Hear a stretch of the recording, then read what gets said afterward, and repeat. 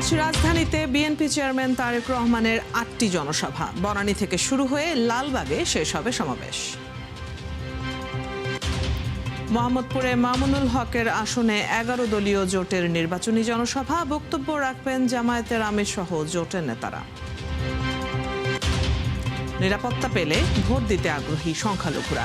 ভোটারদের ভয় কাটাতে দলগুলোকে এগিয়ে আসার আহ্বান বিশ্লেষকদের।